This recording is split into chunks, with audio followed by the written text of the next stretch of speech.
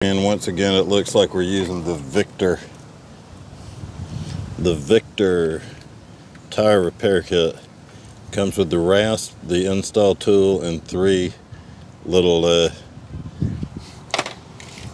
pieces of repair rubber. Although I've driven a grand total of like 1 mile during the last 60 days, I picked up a nail. We see it there? Actually, it looks like a screw. So here we go. We got a good tire. This tire has got very, very little mileage on it. So I got lucky with the placement of the screw. All right. And here we've got our tire repair kit. So it looks like there's one in there. So I've got one. So I've used it twice. Well, that's not bad. If I can get 3 repaired tires out of that, I'll be happy. So there's the tool you shove the thing in with, and there's your rasp. And I don't recall if you cut it off, but I think you do. And we'll see if we can pull it with that. Then we'll add air with that. So I've already added some air. And obviously the second that I pull this, oh, we're gonna have a problem. So we better get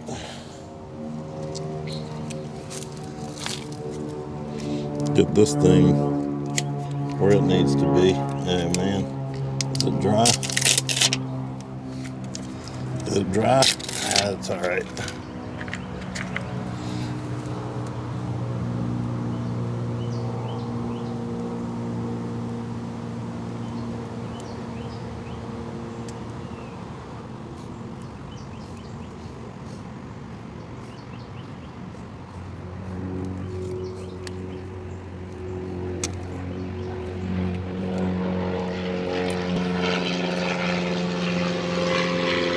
Alright, just about got that. Alright, so we got that.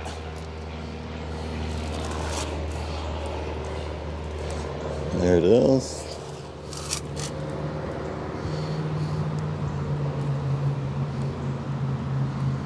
Alright, see that?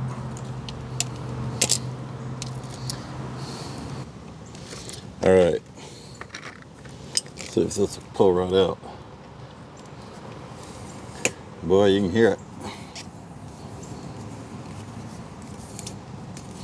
We need to get our rasp ready immediately so we can see the hole, right? Can you guys see it?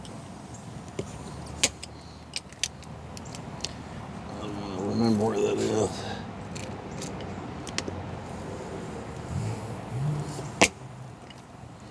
Yeah, should have brought the screwdriver.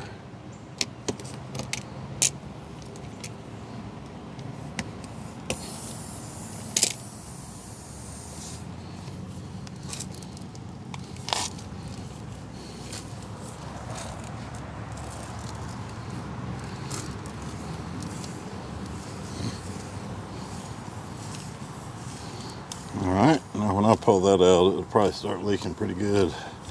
And hold on, let's take a look at this. You know what's funny?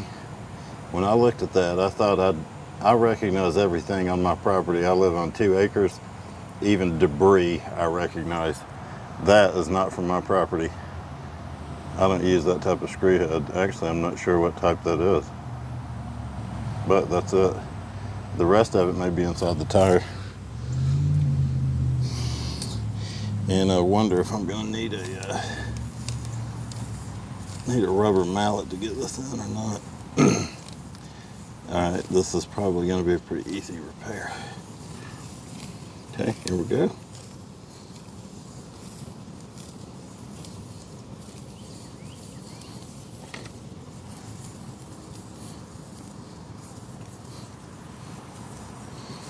And my spare needs a repair also.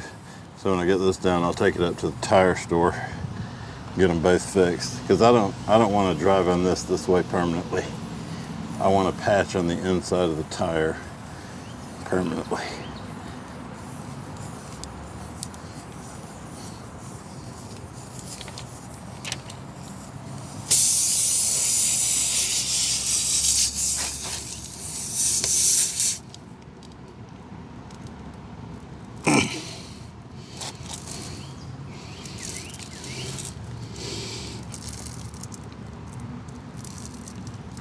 Well, I'll tell you what, if you were pushing on something like that and then the plastic broke through, it would go right into your hand. So,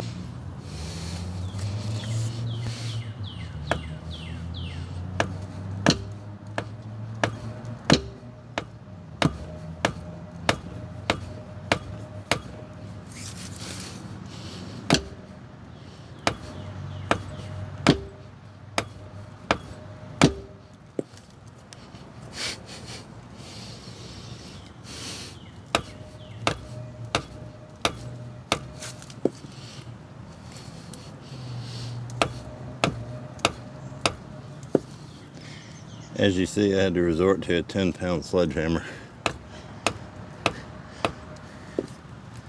Probably work better if the tire was totally deflated. And it definitely won't work if I go all the way in. Alright, that's probably good right there.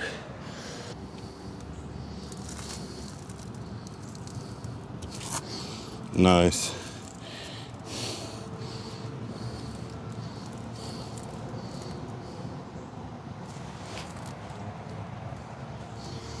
So there it is.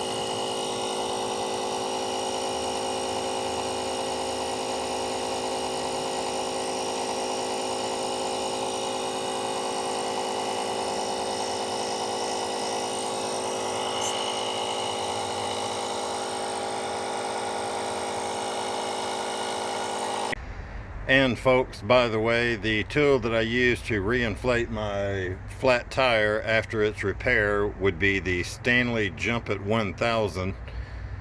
And although this thing is very heavy, it's got an actual battery inside, so as long as you keep it charged, it will definitely help you out of a jam.